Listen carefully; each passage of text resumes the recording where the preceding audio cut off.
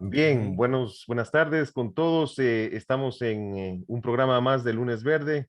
El día de hoy tenemos un invitado especial, un invitado que varios de ustedes nos habían pedido que tengamos nuevamente, lo tengamos en el programa hace ya varios meses al inicio de la pandemia, cuando todos estábamos un poco en ascuas de qué es lo que iba a pasar. Habíamos invitado al profesor Fernando Valladares, a quien Ujú. le volvemos a dar la bienvenida, a que nos cuente un poco. En ese momento hablamos de las interacciones de varios temas, las interacciones de los humanos con el ambiente y de cómo el ambiente y la naturaleza tenía un factor protector hacia nosotros, hacia los humanos, ¿no? Y Ujú. nos dio varios detalles de esto y de esa perspectiva y en alguna medida un cierto frescor de esperanza de que no todo estaba perdido. Fernando, buenas tardes y bienvenido a Lunes Verde. Hola, ¿qué tal, Rodrigo? Es un placer estar aquí con vosotros y hablar de esos temas que son muy importantes y, por otro lado, que nos resultan muy familiares, muy próximos. Trabajamos mucho con ellos todos los días, así que encantado.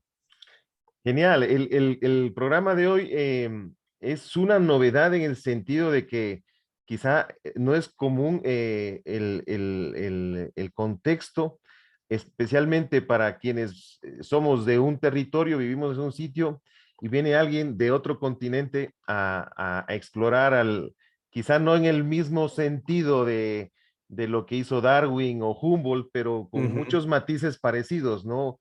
Y es el Ujú. caso de esta expedición al Ampato, que es un volcán, no en Ecuador, en Perú, pero realizado justamente por investigadores y científicos españoles, Ujú. que nos ha llamado mucho la atención. Primero la motivación, ¿verdad? ¿Qué motiva a un grupo de investigadores que, bueno, pueden tener su campo de acción en en otras dimensiones, no necesariamente a la gente quizá sabe menos un poco de la relación, por Ujú. ejemplo, de los investigadores y de la gente de ciencia con algo tan interesante como el deporte, porque entendemos que de en alguna medida esta expedición tuvo esa connotación Sí. deportiva.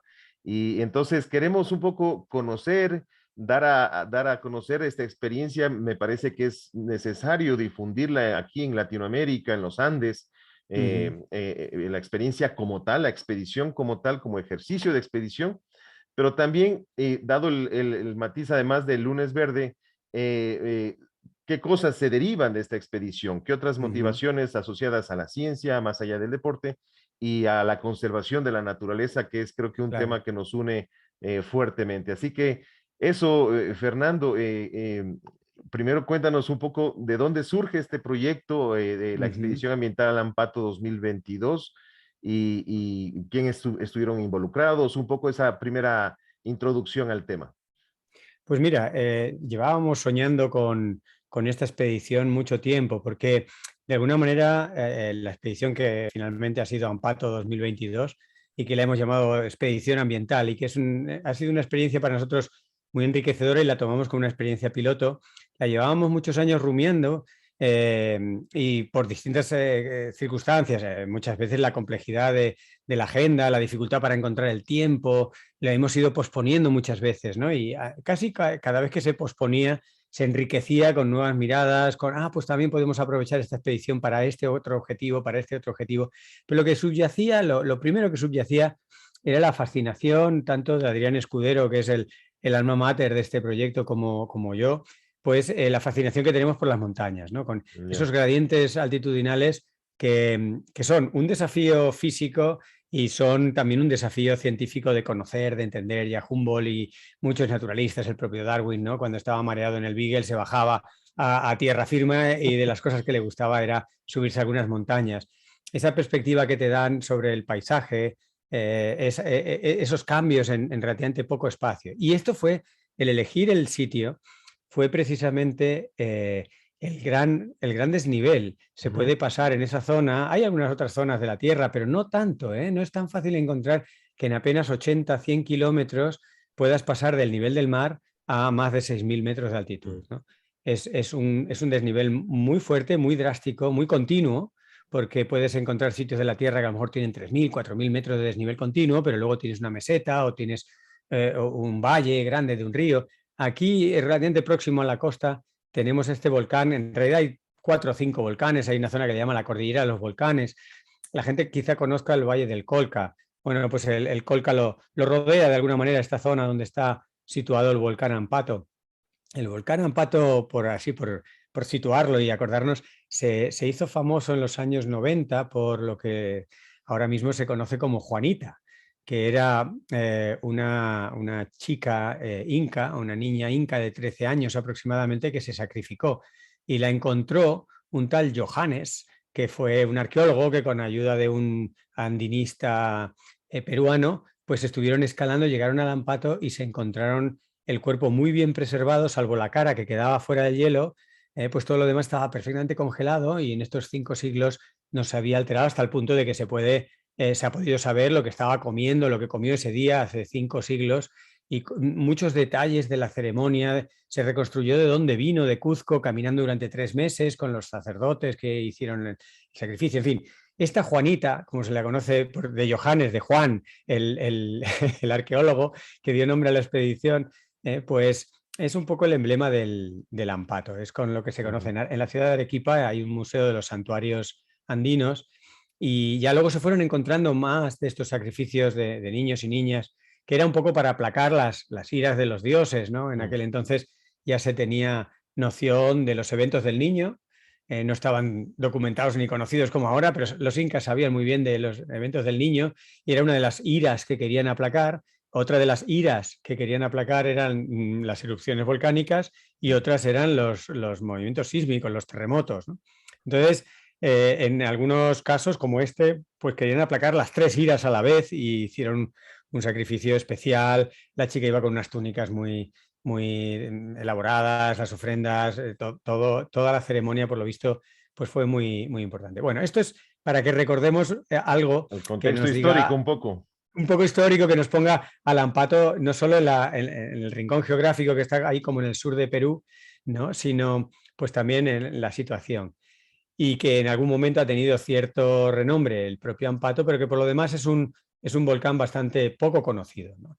Lo elegimos también porque, aparte de tener esa poca distancia al mar y que nos permitía ir desde 0 a 6.200 metros de altitud en unas pocas jornadas, porque técnicamente no es muy difícil el ascenso final. O sea que podías ir con un equipamiento muy ligero, no tenías que llevar digamos, material de montaña pesado. No es una montaña peligrosa, técnica de escalada muy seria. Entonces, nos permitía, que era el objetivo un poco deportivo, el desafío de poder salvar esa gran distancia en pocos días, pues lo podíamos combinar con también nuestra vocación como naturalistas y científicos de ir documentando la vegetación, los ecosistemas, algunas pinceladas de las especies más dominantes, también intuyendo qué amenazas.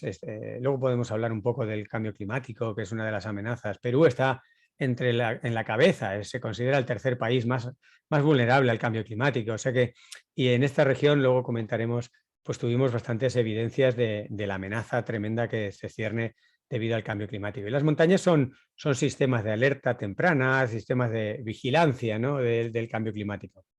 Así que todo esto acabó haciéndonos elegir el Ampato y desde hace ya pues algunos años fuimos pues viendo en la cartografía por dónde se podía ir, porque hay algunas rutas, pero si vas por rutas más comerciales, más conocidas, pues es una vuelta muy larga y decidimos, la gracia era hacerla precisamente corriendo en lo que pudiéramos correr o trotando rápidamente con un equipo ligero y con alguien que nos apoyara, ¿no? Por las tardes, noches, la idea era encontrarnos con un vehículo que llevara sobre todo agua, porque íbamos a estar atravesando durante al menos 2 jornadas unos desiertos muy áridos en los que muchos años no llueve nada.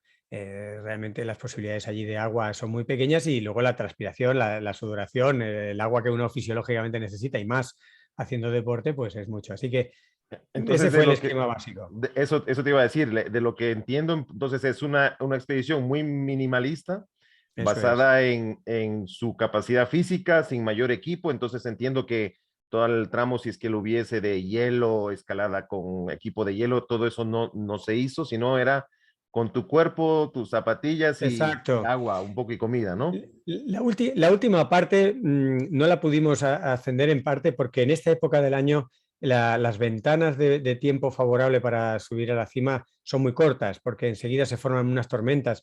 Para poneros un poco en horario, a las 6 de la mañana más o menos te levantas con el sol y a las 10, 9 y media, 10 se empiezan a poner nubes, sobre todo en algún lado de este volcán, y a las 11, 12 se empieza a formar una tormenta peligrosa. Y para salir de la zona hay que pasar un collado de 5.000 metros, de tal forma que ni siquiera la pista se ve bien, aunque puedas ir con un vehículo todoterreno para que te rescate o lo que sea. Nos encontramos con un ganadero, con un pastor allí perdido en la mitad de la nada, que llevaba sus alpacas y que se acercó muy amable para avisarnos y nos digan, váyanse de aquí ya.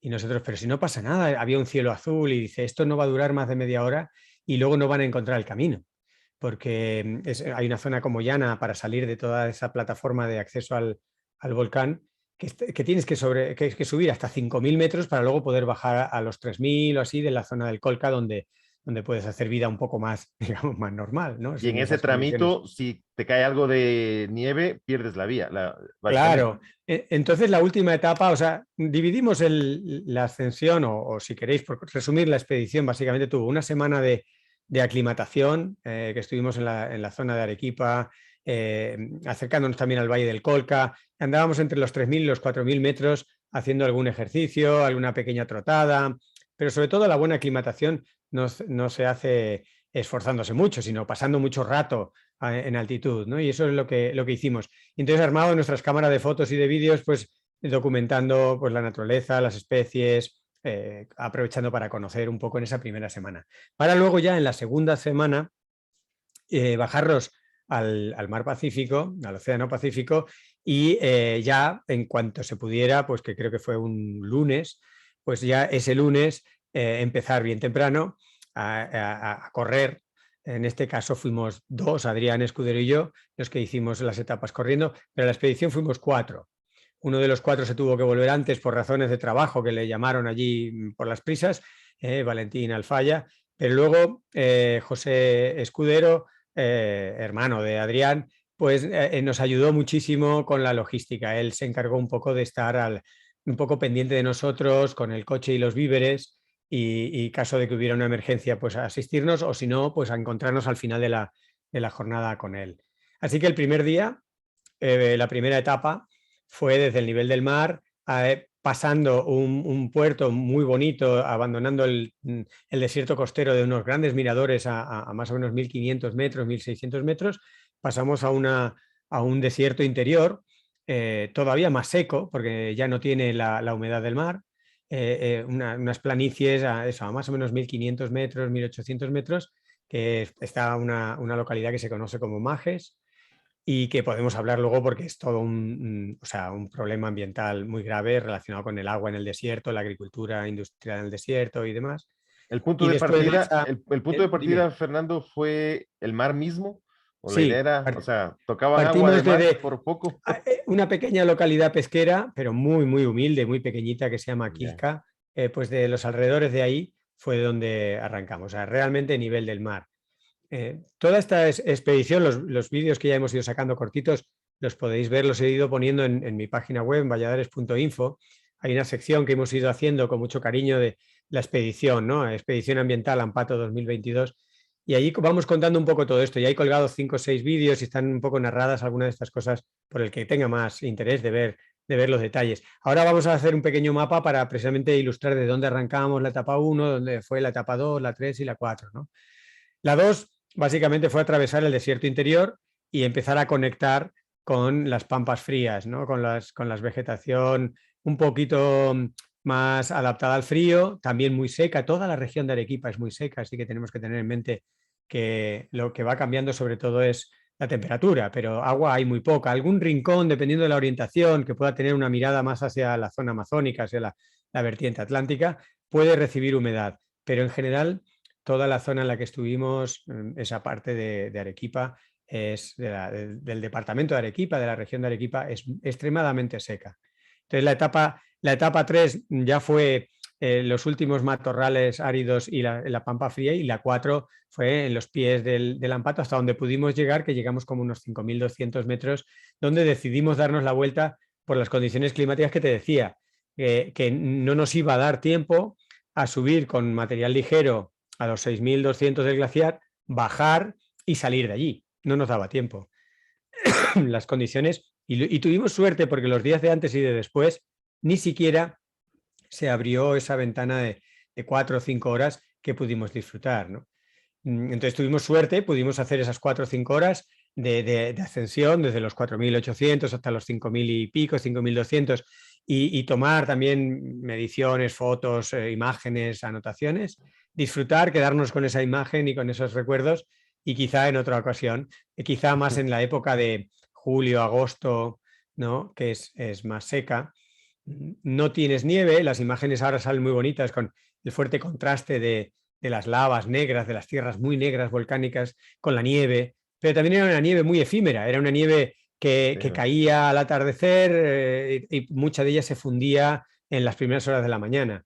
Y eso en el momento ya de julio, agosto, o desde mayo, así, pues ni siquiera hay esas nieves. Entonces quedan los casquetes de hielo, los glaciares o nevados, como se conocen también, y es otro paisaje, ¿no? El ascenso, el desnivel que iban ganando cada día, quizá al inicio fue pues de esperarse poquito el incremento de desnivel, pero al final pues sería lo más intenso. ¿Cuánto se fue, cómo fue ese proceso de más o menos de ganancia de altitud Bueno, versus distancia recorrida, ¿no? claro, como puedes imaginar, cualquiera puede imaginar, al principio se recorre más distancia y subes algo menos. A medida que te acercas a la montaña, en menos distancia por las pendientes, pues hay más desnivel. De todas maneras, procuramos repartir las etapas en unas distancias, en unas elevaciones, digamos, que no fueran de Superman, ¿no? Que se pudieran hacer con un buen estado físico, pero no sin ser deportistas de élite, que nuestra profesión principal es como investigadores y profesores de universidad.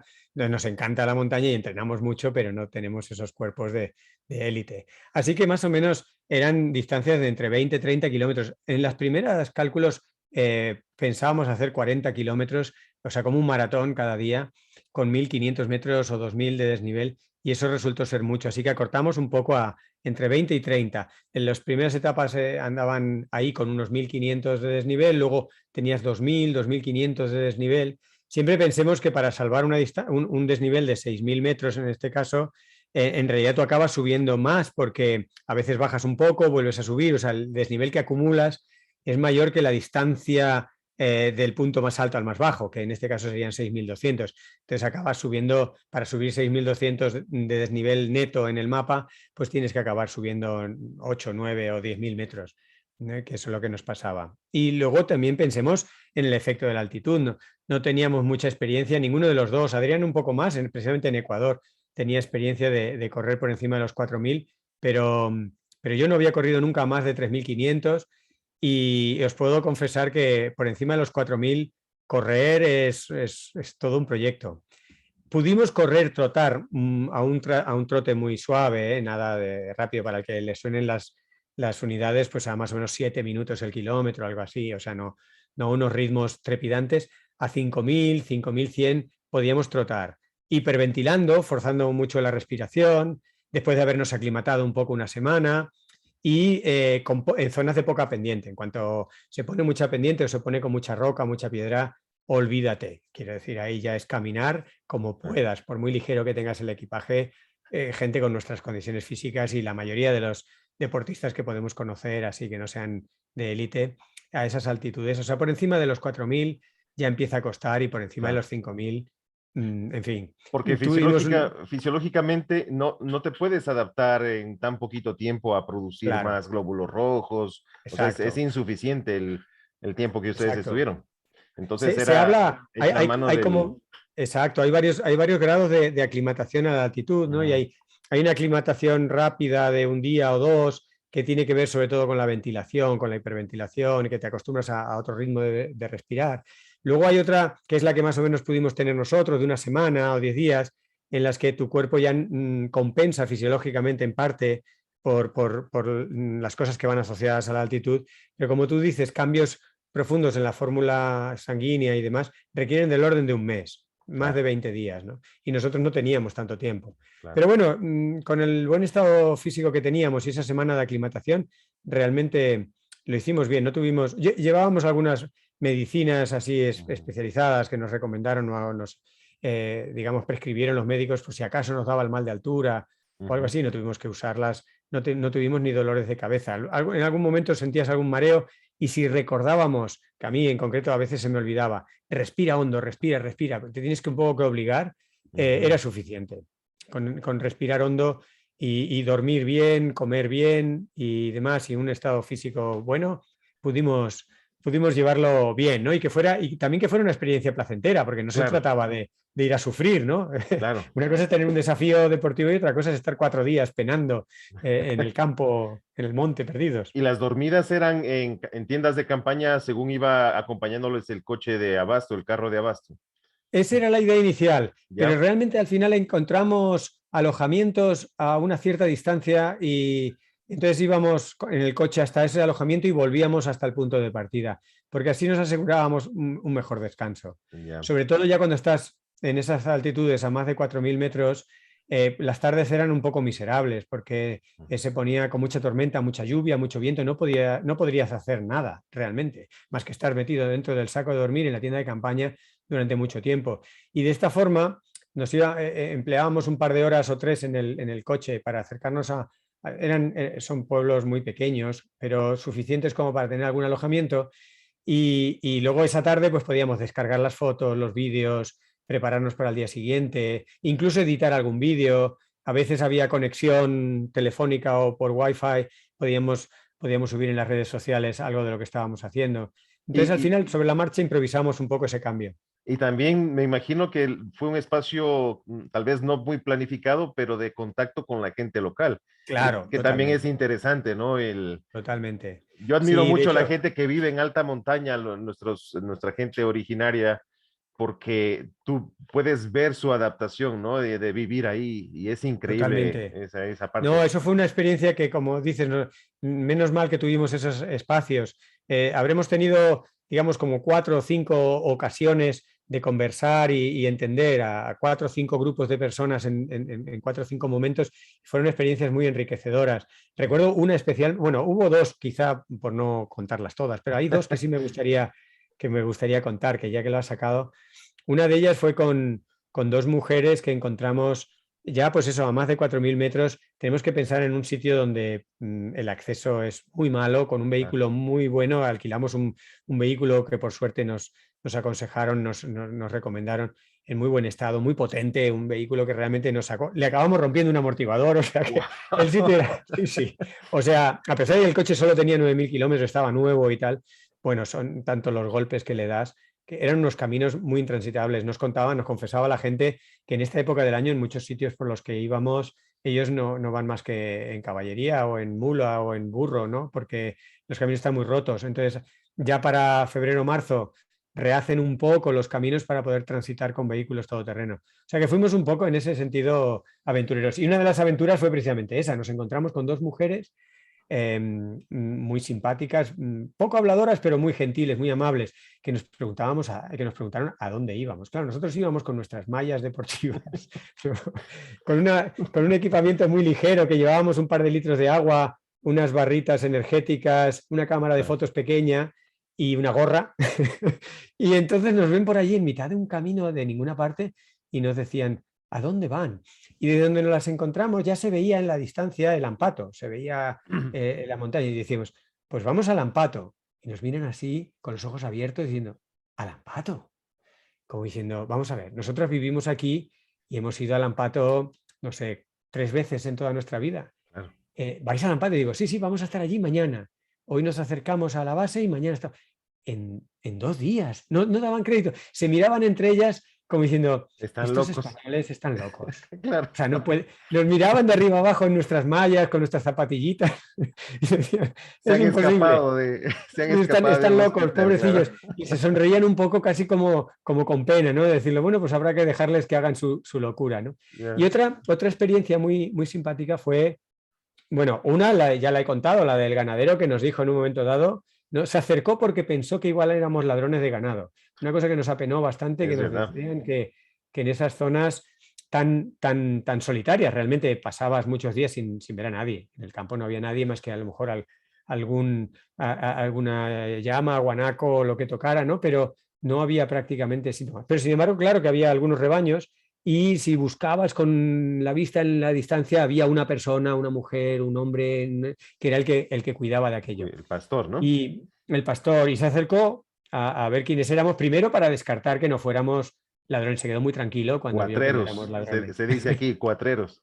Cuatreros, exacto. Sí, sí. Sí, pues que no fuéramos cuatreros, ¿no? Y entonces nos contó lo de los cuatreros. Y ese fue el que nos avisó, nos dijo, salgan de aquí ya. Que no lo parece, pero dentro de media hora esto se va a poner muy serio. Y le seguimos el consejo y hay uno de los vídeos en los que se ve cómo íbamos ya de regreso, logramos conectar con el coche, o llevábamos una radio, un walkie-talkie, Ujú. y le dijimos, oye, nada de hacer 20 kilómetros más, nos encontramos si puedes en el cruce de aquel camino dentro de 5 kilómetros, nos subimos al coche y nos han dicho que nos vayamos. Y lo hicimos y en la salida con el coche, que tardamos un par de horas de salir de la zona, ya se empezaba a poner la nieve, no veíamos bien el camino y dijimos, uy, uy, uy, gracias al Al pastor que Señor, nos ¿no? avisó. Mira tú. Otra anécdota muy simpática fue con un par de personas que estaban encargadas de unos espacios que normalmente en época turística algún turista va por allí, pero en esta Ah, época con la COVID, pues no había nadie. Que por un lado era un privilegio porque tenías todos los paisajes para ti, pero por otro lado daba mucha pena porque algunas personas viven de eso mm, y no tenían ese mínimo ingreso. El caso es que estuvimos hablando con un par de personas que se encargaban un poco de vigilar, era una especie de cooperativa, los pocos dineros que sacaban pues los repartían para favorecer un poco el asentamiento de la población y darle a los jóvenes otro tipo de oportunidades, de actividades, que no se fueran a la ciudad o a Estados Unidos, que nos decían que era a donde se iba la juventud. Y hablando con estas personas nos fueron contando, estábamos, para que os situéis, a más o menos unos 3.800 metros de altitud, y entonces nos iban mostrando así con el dedo, nos señalaban, allá arriba, ven allá arriba, donde, en aquel camino, y digo, sí, bueno, pues allí hay un pequeño poblado, unas 10, 12 personas. Bueno, aquello está muy lejos. Y dice, sí, no se puede ir en coche, hay que ir en burro, son unas 8 horas más o menos en burro, y les vemos un par de veces al mes, intercambiamos cosas. Y, yo, vaya. Y dice, bueno, ven más arriba todavía, donde nos señalaba debía estar a casi 5.000, o sea, 1.000 metros más de donde estábamos en altitud y como a 15 kilómetros de distancia. Y luego nos apuntaba más arriba en la montaña, decía, ven aquella quebrada allá arriba, donde se ve como la tierra caída y no sé qué. Y digo, sí, sí. Bueno, pues eso, allí viven 8 personas, no tienen, por supuesto, ni célula de identidad, no están registradas ni empadronadas, nadie sabe de su existencia, nada más que algunos de nosotros, y una vez al mes, cada 2 meses, nos acercamos e intercambiamos medicamentos o lo que necesiten. Ellos viven allí a 5.200, 5.300, en un valle que está perdido en lo alto de un valle, que está perdido en lo alto de un valle. O sea, tú decías, madre mía, y allí viven, y allí estaban, en una de estas pequeñas andanerías, que yo no conocía la palabra andanería, no sé si en Ecuador se utiliza. no me suena, a lo mejor existe. ¿Qué es una andanería? Las andanerías son estas especie de terrazas que ya Ya. harían los pueblos originarios, ya construían, que algunas han sido abandonadas porque son muy duras las que están en altitud y que son terrenos para la agricultura, Mm, muy de artesanía, ¿no? Que tú vas haciendo como un muro para alterar la pendiente y poder poner un suelo un poco más horizontal, retener un poco la fertilidad del suelo y riegas como puedes, hacen pequeños canales para llevar el agua de la nieve o así, para poder regar estas andanerías, que forman como andenes. Yo supongo que de ahí vendrá la claro. palabra, ¿no? En Ujú. España sí hablamos de andenes, pero no para este tipo de situaciones en el campo. Pero es esta idea de bancales o De terrazas que terrazas, se ¿no? van, Ujú, como terrazas. terrazas que se van sucediendo y algunas todavía siguen siendo utilizadas. Claro. Es una economía muy de subsistencia, pero estamos hablando de unas altitudes muy elevadas donde la productividad es muy baja y por tanto las posibilidades en fin, desde luego de hacerse rico, ninguna. Y de Claro, subsistir es difícil, ¿no? duras. Y cultivos quizá de mucho de tubérculos andinos y cosas así Claro. muy Y maíz, resistentes, y maíz. también se ven, hay muchas formas de maíz, entonces habrán encontrado el maíz, son maíces un poco pequeños, pero bueno, también con con mucho ingenio y mucho trabajo, pues van desviando las aguas de los glaciares, de los neveros y en pequeños canales, y entonces llevan agua a estas pequeñas andanerías en algunas quebradas donde el suelo probablemente ya hayan sabido de forma pues probablemente ancestral, que son suelos algo más favorables, que no son tan ricos en sulfuro. Hay muchos de estos suelos que tienen altas concentraciones de sulfuros o de carbonatos magnésicos y cosas que no son muy favorables para Ujú. cultivar nada, incluso Nada. huelen raro, ¿no?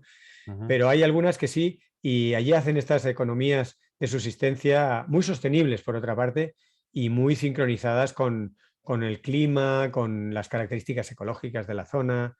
¿Ustedes pudieron percibir como parte de esta experiencia vivencial algún nivel de impacto de alguna, como nos decías antes, ¿no? Las montañas son de alguna forma como puntos de alerta Sí. temprana del asunto, que aunque lo ideal sería que fueras habitante y pudieses narrar los cambios, ¿verdad? Pero con Bueno, a su veces expertise, ¿vieron desde algo? fuera Ujú. hay cosas que te llaman mucho la Exacto, atención y de las cosas que más nos chocó fue la cultura del agua, ¿no? ya. Que realmente viven en esa región como si el agua fuera un bien mucho más abundante de lo que es. Muchos de estos canales, no de los ancestrales sabios hechos con, digamos, por los pueblos originarios, con una economía mucho más realmente en Ujú. armonía con la naturaleza y con los recursos. No, no, hablo de de las nuevas producciones agrícolas, por ejemplo, en mitad del desierto, esto que os decía de la localidad de Majes. Pues la localidad de Majes tiene ahora mismo 30.000 hectáreas de regadío en mitad del desierto.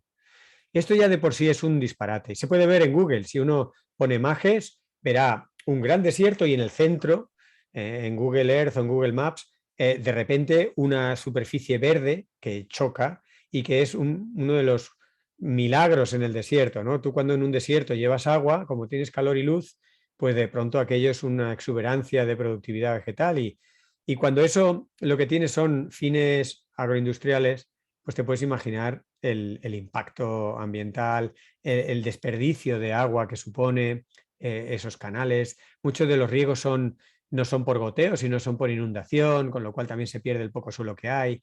Un auténtico, un auténtico escándalo.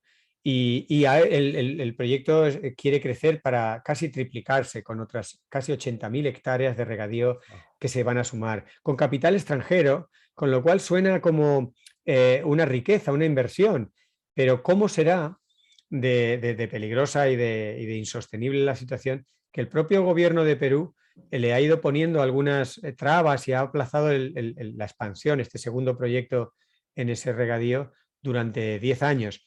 Lo que pasa es que ahora está contra las cuerdas porque hay unas empresas que han invertido que les demandan por una cantidad equivalente a hacer el proyecto. Entonces ahora Uf. Perú tiene una coyuntura, eh, si hace el proyecto, va a perder ecología, sostenibilidad y a la larga va a perder agua. Y se va a llenar de agroquímicos y va a ensuciar ríos y estropear esa zona del país, ¿no? Durante ese tiempo, lo que dure, pues habrá podido producir unos cuantos aguacates y unos cuantos mangos y habrá podido venderlos a Europa, a China o a Estados Unidos. Habrá sido una economía efímera con una huella ambiental tremenda. Si no lo hace, tendrá que pagar lo mismo que le costaría hacerlo de indemnización a las empresas y al menos habrá salvado el futuro de los peruanos. Así que está claro por cómo lo he contado qué opino yo que habría que hacer, ¿no? Pero es una coyuntura muy difícil, ¿no? Es una situación complicada porque no es un win-win, sino un lose-lose. O sea, no es un ganar o ganar, sino un perder o perder. Y tienes que elegir en qué opción pierdes menos. Bueno, hay unos ganadores claramente, ¿no? Que Claro. Los que no viven allí. exactamente. Yo me acuerdo tan claramente las palabras de uno de los rectores de nuestra universidad cuando empezaron a llegar los proyectos mineros aquí a la región sur del Ecuador, proyectos mineros de gran escala. Claro, Y justamente él hizo esa reflexión que me pareció muy interesante, porque claro, como universidad tenemos una escuela de geología y minas, pero también una de gestión ambiental y de biología. claro, Y él, y claro, el representante, en una de las visitas, el representante de la minera decía, bueno, ustedes estarán a favor de la minería porque tienen una escuela de geología y minas. Y el rector le dijo algo muy sabio, lo que es lo que tú acabas de decir. Le dice, mire, tenemos eso, pero esa escuela es cierto, pero eso no es carta abierta para hacer de cualquier forma las cosas, claro, porque claro, nosotros somos una institución que nos quedaremos aquí, estamos aquí ahora, estamos ya por 30 años, 40 años, y nos quedaremos hacia adelante. Y la sociedad del futuro nos juzgará por lo que hagamos bien o mal, o por lo claro. que no hagamos, porque también el no hacer también te va a pasar factura a la sociedad, es decir, bueno, tú estuviste ahí con alguna capacidad al menos de opinar. Entonces, creo que esa es la reflexión importante. Los que vivimos en un sitio, creo que tenemos algún nivel más de corresponsabilidad de lo que ocurre en la gestión. Claro, Lo que tú decías, ¿no? Los gobiernos a veces, vamos a pensar que con buena voluntad dicen, bueno, hay un proyecto, hay inversión extranjera, vamos a meter dinero, ¿por qué van a generarse divisas? Pero a claro, veces pero será, Fernando, que no se pone todos los valores en la balanza, ¿no? Las exacto. pérdidas creo que se las obvia un poquito, ¿no?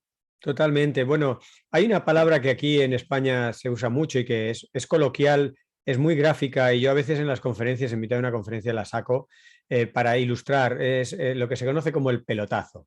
No sé si en Ecuador tiene sentido, pero es cuando haces mucho dinero en poco tiempo, Ya. cuando haces una inversión explosiva, ¿no? Tú metes eso, agua en el desierto.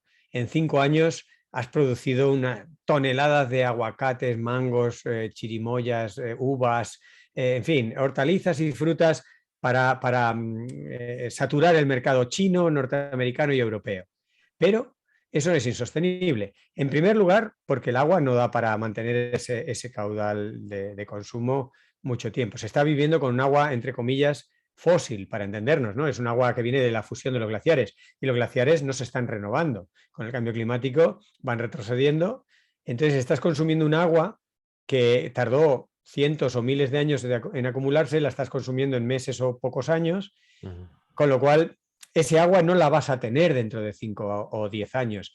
Pero es que además, mientras tanto, estás contaminando, estás convirtiendo una zona con todos los productos agroindustriales, los fertilizantes, los pesticidas, todos los agroquímicos, estás convirtiendo aquello en un lugar tóxico. Y revisando un poco por encima lo que ocurre con las zonas áridas del planeta, no es un caso aislado el de Arequipa, ni mucho menos. La diferencia del de Majes y esta región de Arequipa en Perú es que esto está ocurriendo ahora, mientras que otras cosas ocurrieron ya hace 30 o 50 años. Por ejemplo, el mar de Aral, que desapareció en la antigua Unión Soviética por producir algodón en cantidades industriales, ¿no? Ucrania, bueno, Uzbekistán, algunos países de las uniones soviéticas de aquel entonces, pues hicieron estas inversiones faraónicas para utilizar el agua de ese mar interior para Ujú. regar el algodón. Luego ese mar desapareció, se ha quedado en menos de un 10% de lo que era. Era el segundo lago más grande del mundo. O sea, ahora está en posición 20 o 30 y es una cosa anecdótica. Pero es que lo que quedó es completamente tóxico. O sea, lo que hay ahora por Claro. allí está concentrado, como digo, de sales, de compuestos químicos. Es un erial no solo porque es árido, sino porque es tóxico. O el mar de Salton, en California, 3/4 de lo mismo, ¿no? Ahora mismo es un lugar lleno de compuestos químicos tóxicos que, como está todo seco, lo levanta el viento del desierto, lo distribuye y hay millones de personas afectadas por un medio ambiente tóxico. O sea que hemos pasado de que durante unos años se hiciera un negocio multimillonario, eso que llamábamos coloquialmente un pelotazo, ¿no? Hay Ujú. muchos pelotazos, por ejemplo, urbanísticos, ¿no? Donde destrozas un litoral o una zona bonita y durante unos años generas mucha riqueza, pero a la larga endeudas el territorio, lo hipotecas y consumes sus recursos de una forma no sostenible y los que se quedan allí ven pasar ese momento de prosperidad económica y luego heredan un territorio contaminado, en este caso que se han consumido un agua que podría haber durado siglos usándose con sabiduría y sensatez, pues ese agua de siglos la han usado en décadas o unos pocos años.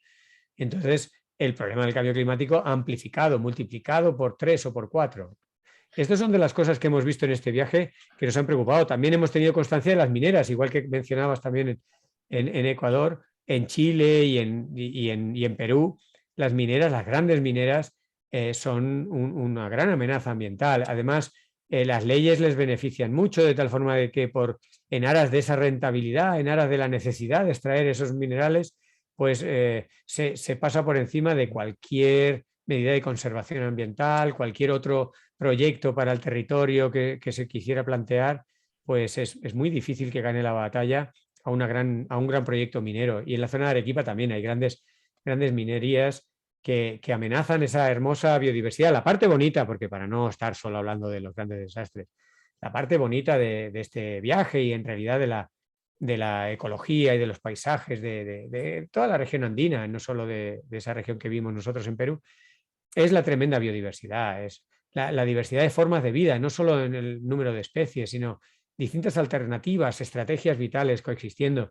Creemos así a simple vista que muchas formas de plantas y animales no han recibido todavía estudio científico. Muchas no solo no tienen nombre, sino que seguramente no sabemos muy bien su ciclo vital, sus condiciones, sus requerimientos ecológicos, con qué otras especies interaccionan. De muchas plantas no se conocen los polinizadores, no se sabe su sistema de reproducción, y seguramente de muchas de estos valles que decíamos, ¿no?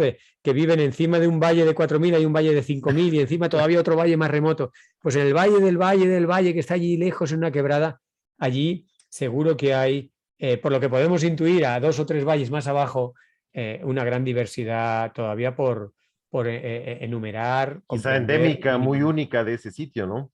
totalmente. Y hay unas maravillas también adaptativas. A mí me fascinan los colibríes de alta Claro. montaña porque dices, este ir y venir de entrar en letargo en la noche a esas temperaturas a veces bajo cero y luego en el día reactivarse con ese microcuerpo, dices, qué Claro. increíble, ¿no? O sea, no. Bueno, en la montaña, un colibrí, yo recuerdo de estar en colaboración con un científico muy divertido de la Universidad de California que trabajaba con la biomecánica de los animales y demás. Mm. Entonces, en los años 90 había un modelo que predecía el tamaño máximo de un colibrí en distintos ecosistemas, ¿no? Porque un colibrí, por su vuelo, por el tipo de vuelo que tiene, ¿no? Requiere mucho músculo, pero claro, ese músculo requiere un peso y hay un máximo peso porque digamos que la sustentación y el peso llega un momento que te ponen un límite y eso son lo que se modelizaba matemática y físicamente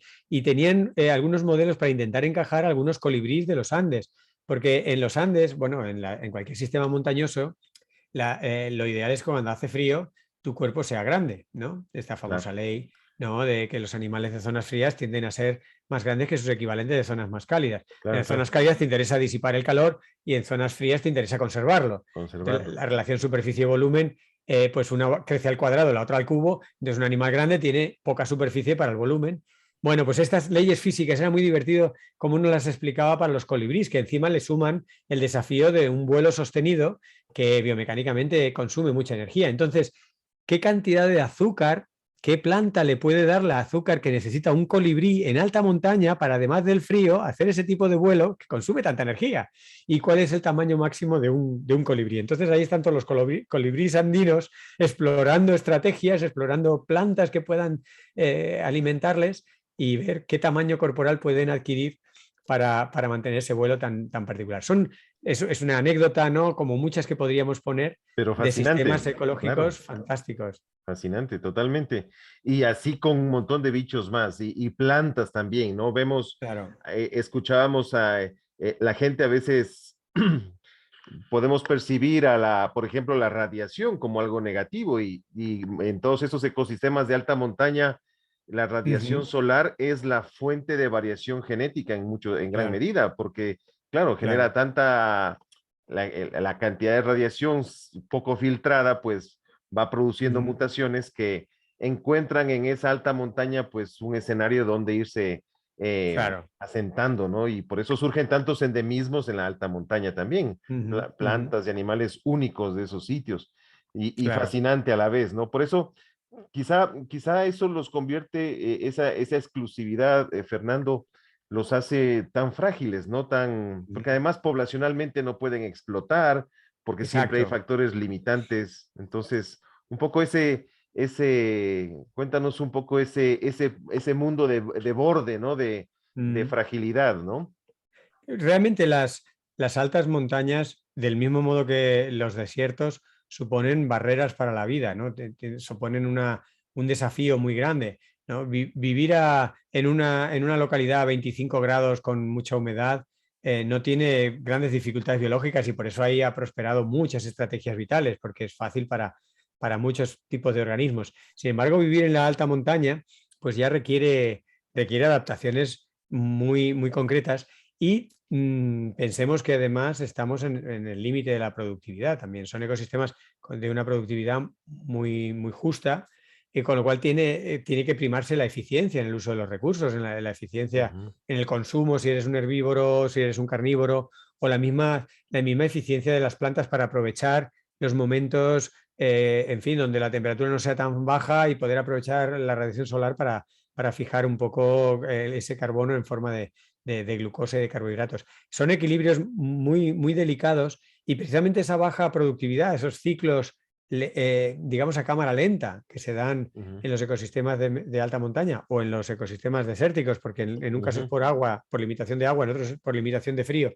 Y diría que en las montañas de Arequipa, donde estuvimos, es casi las dos Las dos limitaciones, son cosas, zonas muy claro. secas y muy frías, las dos cosas a la vez.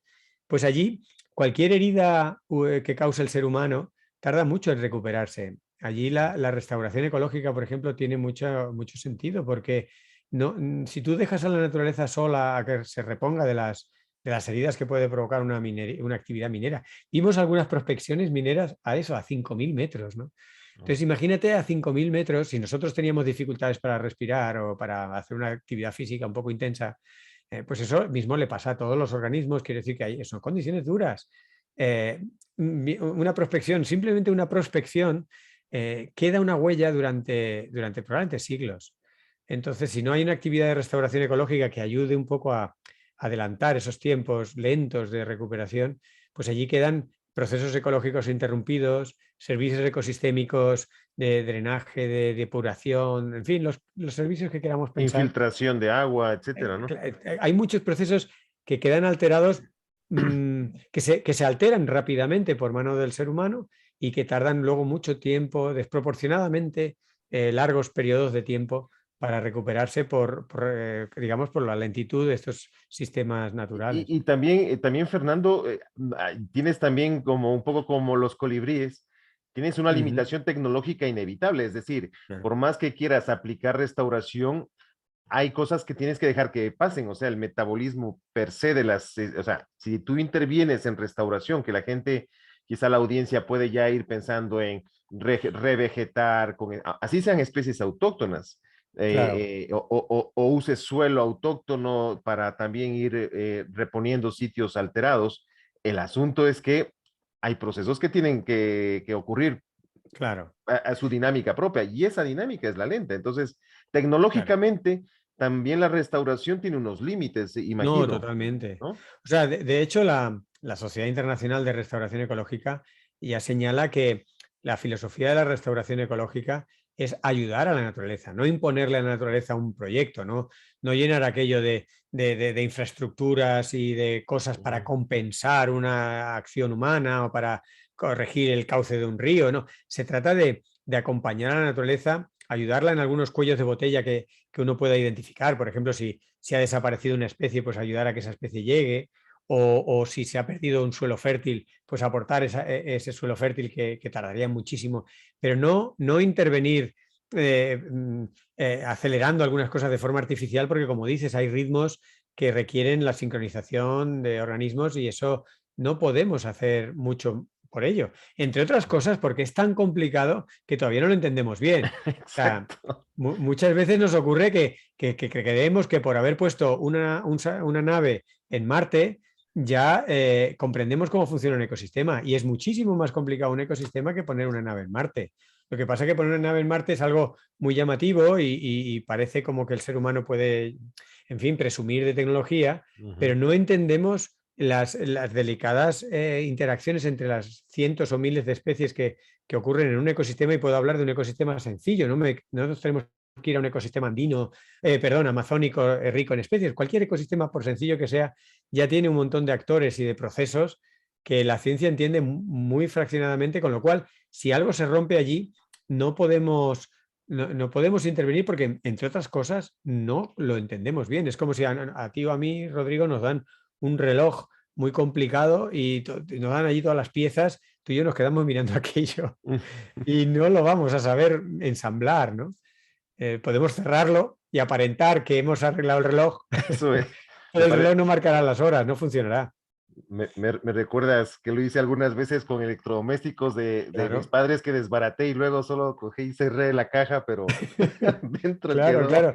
Pues imagínate un ecosistema. Realmente se nos olvida lo complicados que son, ¿no? Y no son complicados por magia Ajá, sino porque son el resultado de miles o millones de años de evolución y coevolución. O sea, han estado evolucionando conjuntamente todos esos organismos.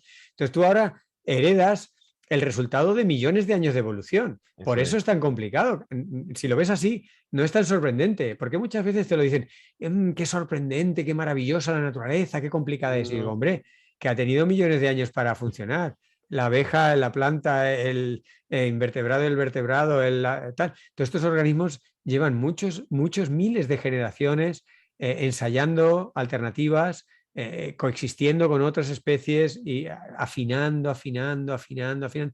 Y ahora vemos un resultado que es fascinante, es extremadamente complejo, pero es como si tú heredaras, volviendo a la analogía del reloj, pues como si heredaras un reloj que lo han estado trabajando desde el Holoceno, desde el inicio de la agricultura, desde hace 11.000 años, ¿no? Entonces cada generación a ese reloj le ponía una pieza, le ponía una cosa, le marcaba no sé qué, y tú heredas un reloj que está lleno de mensajes, de tecnología, de evolución, ¿no?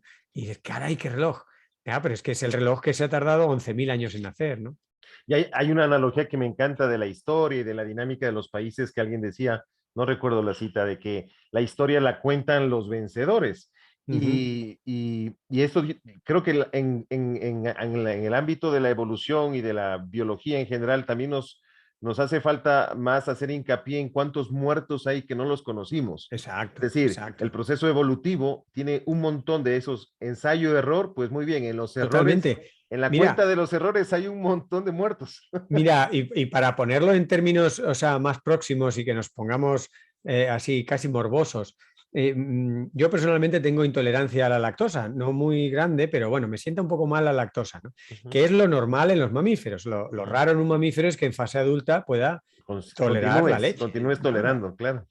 Esa es la situación anómala. Entonces, conociendo esto, imaginemos en el centro de Europa, en la zona de Suiza, Alemania, Austria, es los lugares del planeta donde hay mayor porcentaje de la población humana tolerante a la lactosa, ¿no? Son Casi el queseros. 80, casi, en fase adulta, casi el 80% de los adultos en estos países toleran la lactosa. No en vano, de allí surgen muchos quesos riquísimos, muchos productos lácteos, yogures y de todo, una gran Claro. diversidad de productos lácteos. Pero bueno, imaginémonos, en analogía a lo que tú decías, la de miles o millones de europeos que han debido morir por la intolerancia a la lactosa y los trastornos que hace a lo mejor 1.000 años, 500 Ujú. años, 5.000 años, ni se conocía, eran personas que tenían diarreas, que tenían problemas, que tal, y se morían jóvenes en unas condiciones tremendas.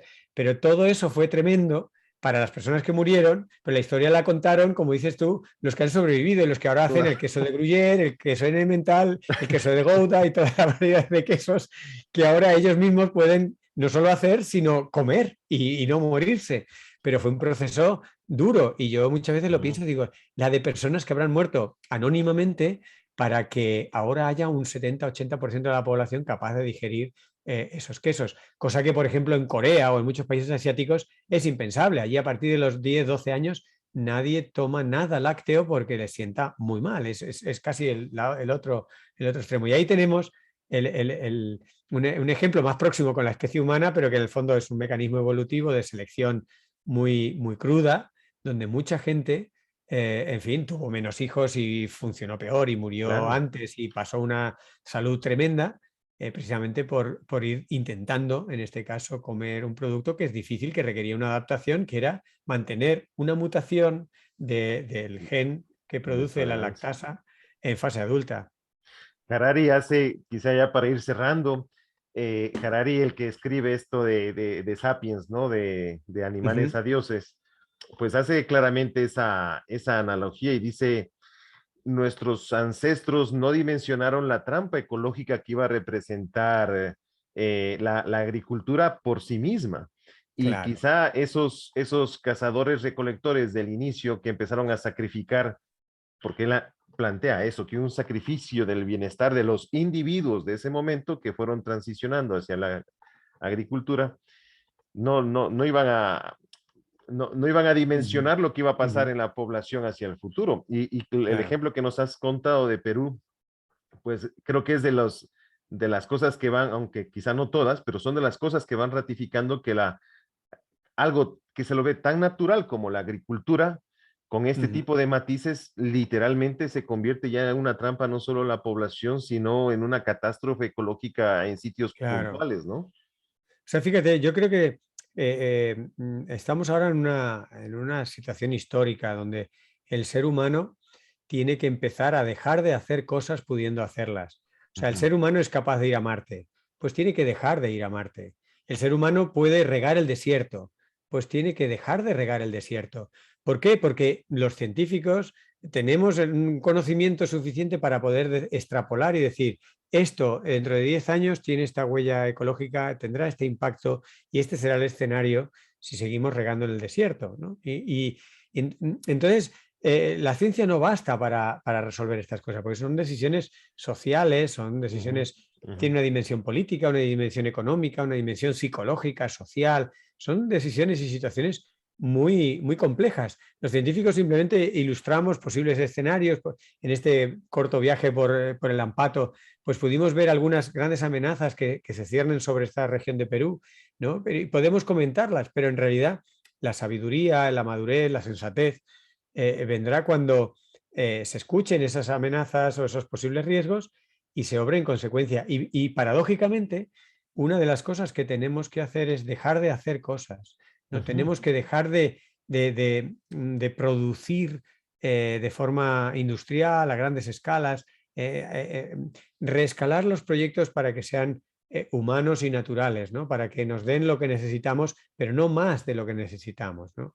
Decía Gandhi que la naturaleza puede dar de comer a todos los seres humanos del planeta, pero no a su codicia, ¿no? Y es un poco eso, ¿no?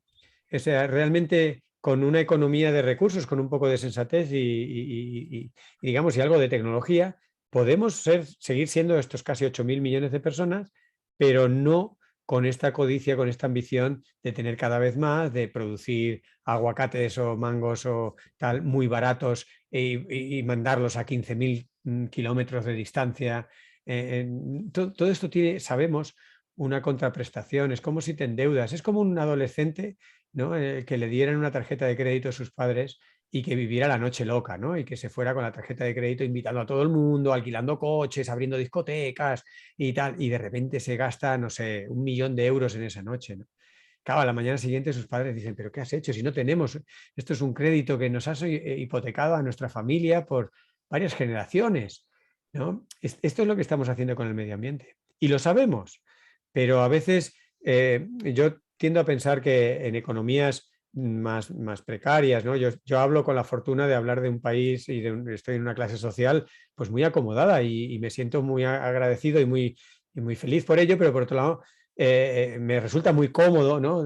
Algunos planteamientos desde aquí de decir, no podemos seguir explotando la naturaleza. Y mirar lo que ocurre cuando se explota así la naturaleza. Y cuando ves a personas o sociedades o comunidades que tienen auténticas dificultades o desafíos para llegar a fin de mes, que tienen una economía muy de subsistencia y que por tanto no tienen esa capacidad que tenemos otros de ver la escala de los problemas. Entonces, para Mm. estas personas, por ejemplo, que les vengan a regar el desierto, les puede suponer pues una tentación difícil de decir que no, porque para ellos puede suponer una pequeña economía, un pequeño sueldo, una pequeña actividad, ¿no? Claro. Y en esa escala les parece salir de su miseria. Y nosotros que lo vemos a otra escala, porque tenemos ese conocimiento y esa posibilidad, decimos, no, no caigáis en esa trampa, porque es pan para hoy, hambre para mañana, que decimos, podrás producir unos años esas hortalizas, esas verduras, esas frutas en el desierto, pero es a un coste que no podemos permitirnos todos. Quiz- Ojalá encontremos entre todos la vía de desarrollo que no, los países que todavía, o las regiones que todavía no se han desarrollado tanto, que no pasen por los errores que hemos pasado en Europa, que han pasado en Estados Unidos, que han pasado en los países llamados desarrollados, que tenemos que buscar otro, otro término, porque estamos desarrollados en algunos aspectos, pero no en todos, ¿no? Quizá en la ecuación, porque claro, a todos se nos plantea esa dificultad de salir de la vorágine, ¿no? Y de la inercia del Ujú. consumo y demás. Pero en la ecuación a mí me quedó mucho un mensaje que se dio en el canal de Job, que es con quien tú has hecho algunas colaboraciones también. Sí, sí. No me acuerdo el nombre ahora del tu Javier colega Peña. Javier. Javier. Y Javier decía, claro, echemos vista a los grandes capitales que ya existen en el mundo y que se invierten a lo mejor en armamento, en cosas que no Ujú. tienen ningún sentido. Y lo he hilado un poco con lo que tú dices de dejar de hacer. Y Claro. es que para esa famosa transición a un mundo más equilibrado, debemos Ujú. echar mano de esos capitales que ahora podrían en realidad compensar como una especie de mitigación de primera mano a todas esas, los grandes afectados de desacelerar la economía.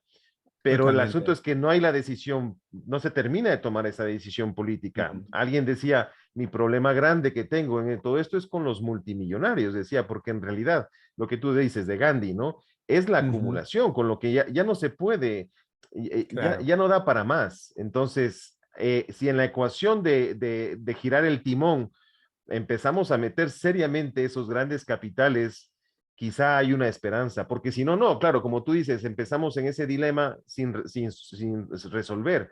Claro. Al final de la cadena, familias que subsisten pegadas a este tipo de explotaciones irracionales de recursos. A lo Claro. mejor toca revertir la línea de la acumulación, ¿no?